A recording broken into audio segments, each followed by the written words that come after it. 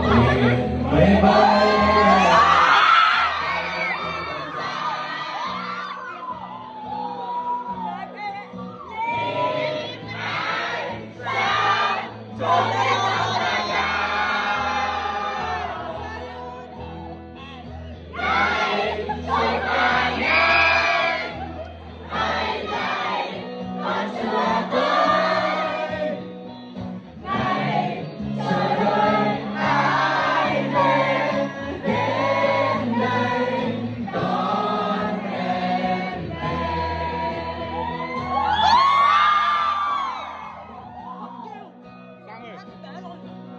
Con đi con được, chạy con được, chạy con được.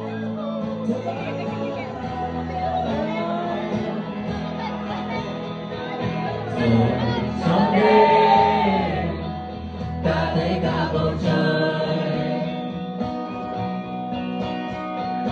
và ngày đó ta sẽ thôi chờ đợi.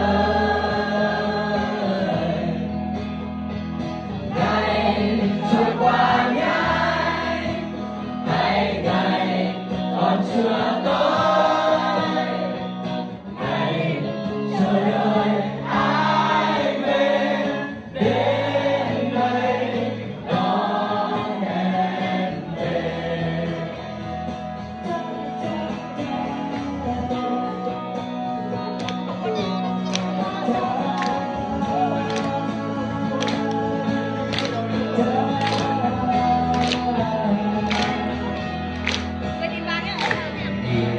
Xung quanh ai cũng đang thật vội,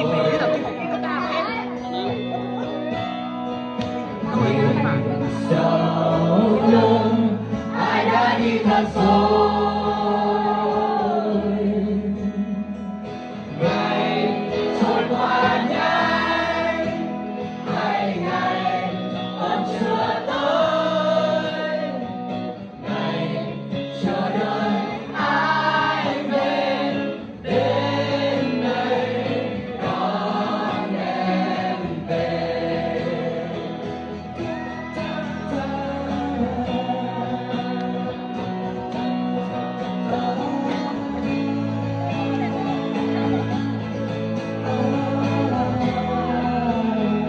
Một lần cuối nhé. Ngày trôi qua nhanh, hay ngày còn chưa tới, ngày chờ đợi ai về đến đây đón em